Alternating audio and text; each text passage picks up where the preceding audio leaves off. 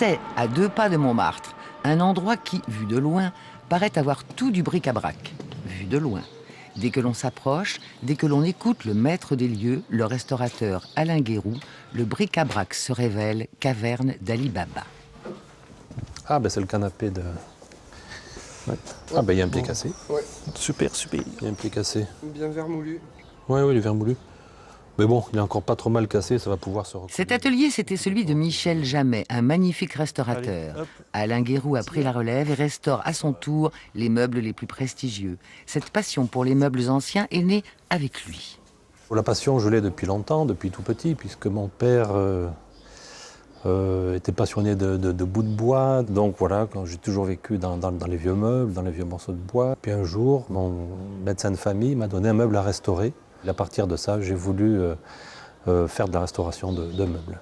Le but de la restauration, c'est de conserver le meuble et de le pérenniser, de le prolonger dans le temps, en gardant toute son authenticité et sa valeur, ce qui fait sa valeur.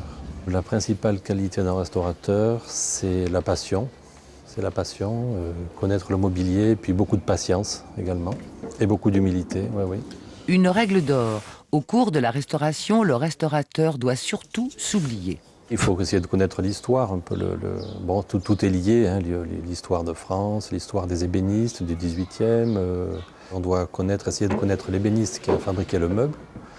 On doit s'inspirer de sa fabrication, de sa façon de faire, des éléments qui composent le meuble qu'il a fabriqué, pour pouvoir nous, avec ça, restaurer le meuble dans de bonnes conditions.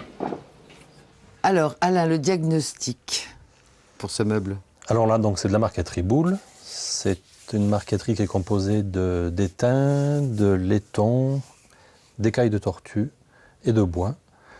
Et le problème, c'est que dans la marqueterie Boulle, le bois rétrécit avec la chaleur et le métal, le laiton, s'allonge, donc se décolle et les morceaux se perdent. Alors là, bon, les morceaux ont été recollés, refaits, plus ou moins bien découpés. Il y a eu des choses qui ont été mal faites, oui. Et à votre avis, vous en avez pour combien de temps à redonner à ce vieillard une allure Là, plusieurs centaines d'heures de travail. Ouais, donc il y a de la colle. Les éléments ont été recollés avec de l'araldite. Ouais, il y a de l'araldite partout. Et là, par exemple, il y en a partout dessous. Oui, c'est glissé en dessous. Ouais. Le seul problème, c'est que si je dépose ce petit coin là pour enlever la colle qui est dessous, il faut tout enlever. Faut tout enlever. Je ne sais pas si ça vaut le coup. Ça suffira peut-être, je pense, en grattant un petit peu dessous. Ouais. Mais ça, c'est un problème, hein, quand c'est collé avec des colles modernes, non réversibles. Qu'est-ce qui vous a donné envie de faire ce métier? On va dire que c'est le hasard des choses. Parce que j'avais une formation en générale, en fait. J'ai fait un bac scientifique. Et je me suis intéressé au métier du bois par la suite, en fait. J'ai commencé par un CAP, une voie normale, un CAP en ébénisterie. Et après, un brevet des métiers d'art. Et par la suite, un BTMS, un brevet technique des métiers supérieurs. J'ai fait un stage à l'étranger de 3 mois avec une bourse en Angleterre. Et par la suite, je suis venu ici. Je pense que le bois, c'est une matière assez chaleureuse, assez agréable à travailler. Et il y a un aspect historique et esthétique qui est important. Pour inciter un jeune à faire ce métier, je lui dirais qu'il faut travailler, mais surtout prendre du plaisir et que sa passion, parce que c'est avant tout une passion, puisse lui permettre de vivre correctement. Pour beaucoup, la passion de la restauration est venue de la passion pour le bois. Mais le bois utilisé est un bois particulier qui ne se trouve que chez 2 marchands en France. Le premier est aux portes de Paris, celui centenaire de Patrick Georges. Fabricant de plaquages sciés de bois précieux de son état, ça ne s'invente pas. J'ai plusieurs provenances. On va aller voir ça. Alors donc, vous voulez d'amboine. Quel type d'amboine vous voulez? Avec un grain assez serré et surtout exempt de défauts. Oui, ça, la nature parfois. Plus difficile. Alors je sais pas, on peut trouver ça peut-être, on va regarder là-dedans. Dans du scié. Dans du scié, voilà. Oui. Moi j'ai besoin de plaquage, pour faire mes restaurations. Donc j'ai besoin de plaquages qui correspondent à ce qu'on trouve sur les meubles du 18e, du 17e, le bois de même couleur, de même maille, de même... là, il y a la dureté, il y a tout ça. Donc je viens voir Monsieur Georges, justement, qui me fournit dans ces bois précieux. En plus, là, il y a un effet de corbeille. Oui, oui. Oui, il y a un effet de corbeille intéressant dedans. Oui, oui. Puis vraiment, il n'y a pas de défaut parce qu'il n'y a pas de... Ah non, là, il n'y a pas... Il n'y a pas de trou, elle est pas... Là, elle est la pas nature avait décidé de faire bien, là. Oui, oui. Un voyage passionnant dans le monde de ce matériau sans qui l'ébénisterie ne serait pas ce qu'elle est. Mon grand-père était un fou du bois, comme il faut l'être pour pouvoir faire ce métier à peu près bien. Il faut être vraiment fou de ça, il faut aimer ça. Une passion. Alors, et comme en plus dans la famille on sait faire que ça, bah, ma foi, ça fait 4 générations qu'on continue. Le bois, ça travaille, donc il faut le...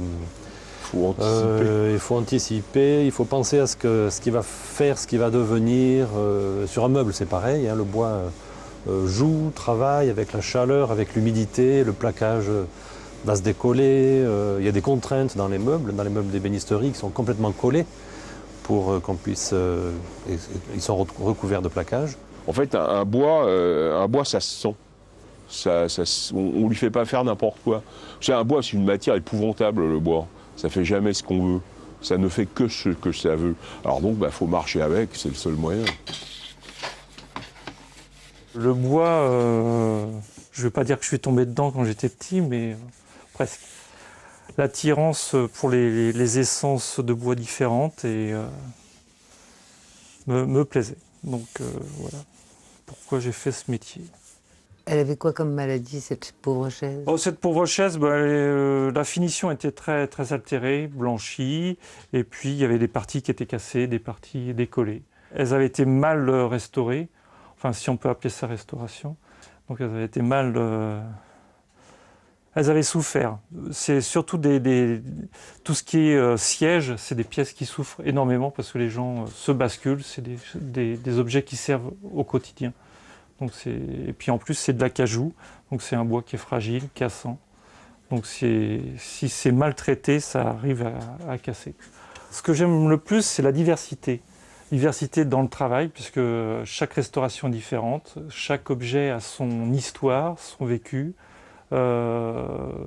Et donc c'est le côté non répétitif d'un métier, en apprenant toujours quelque chose, parce que chaque objet nous raconte une histoire, nous raconte ce qu'il a subi, et puis essayer de leur redonner un petit peu un air du passé, en les restaurant du mieux qu'on peut, et tout en préservant ce vécu. La restauration, dialogue unique avec un meuble, comme celui qu'a entretenu Alain Guéroux avec une commode Louis XVI, arrivée dans ses ateliers en 2007. Un travail astucieux, minutieux et respectueux surtout, primé par le prix Liliane Bettencourt pour l'intelligence de la main. Le rapport de restauration. L'objet le plus cher vendu à l'époque? Je crois qu'à l'époque, oui, c'était la commode la plus chère jamais vendue, oui. Alors, à vous de nous expliquer les étapes de la restauration. C'est une commode qui a été réalisée en 1778 par Jean-Henri Esner, qui était l'ébéniste de Louis XVI. Donc elle nous a été confiée par le château de Versailles pour la restaurer. Il fallait faire quoi sur ce meuble? Donc il fallait recoller l'ensemble des plaquages. Les côtés étaient fendus, il y avait des taches d'huile également. Les bois étaient tachés, la couleur était passée, les bronzes étaient très ternes. Donc c'est une restauration un peu complète qu'on a réalisée sur cette commode. Alors, comment est-ce que vous avez procédé? Donc pour restaurer cette commode, eh bien, on démonte les bronzes, on les repère pour pouvoir les remonter au même endroit. Ensuite, on restaure le bâti parce que le bâti a joué, les queues d'aronde sont décollées, les assemblages sont décollés, les bois sont fendus, les côtés d'ailleurs étaient fendus. Et quand le bois est fendu, eh bien, la marqueterie se déchire. Donc ensuite, j'ai recollé l'ensemble des marqueteries avec une technique qui consiste à réhydrater la colle ancienne pour lui redonner son pouvoir adhérent. Mais si par exemple il y avait une tache d'encre, vous la laisseriez? Ça Oui. prouverait... Oui, on laisse l'histoire, il faut conserver l'histoire, ce qui existe, il faut conserver l'histoire du meuble, le vécu. Alors voilà, on voit l'estampille de Jean-Henri Esner, les marques, ce sont les numéros d'inventaire. Les vis qui sont d'époque, voilà. Et c'est toujours agréable de trouver des vis d'époque sur un meuble. Et dans ces cas-là, on pense à l'ébéniste qui a fait le meuble ou qui a... Oui, bien sûr, on pense à l'ébéniste qui a fait le meuble.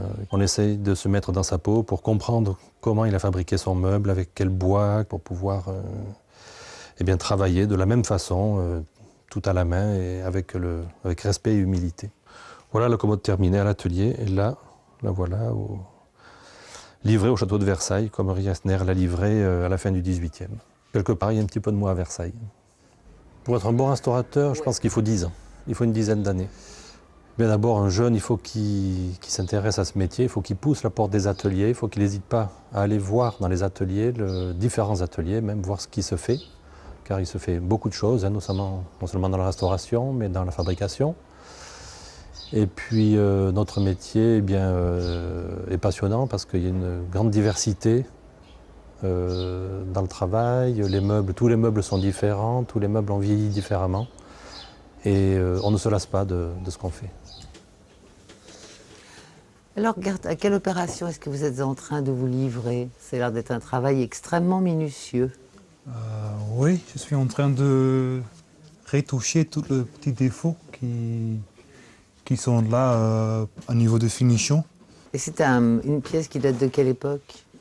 C'est aussi fin 18e siècle, Molitor. Si j'en crois votre accent, vous n'êtes pas né en France? Non, je suis néerlandais.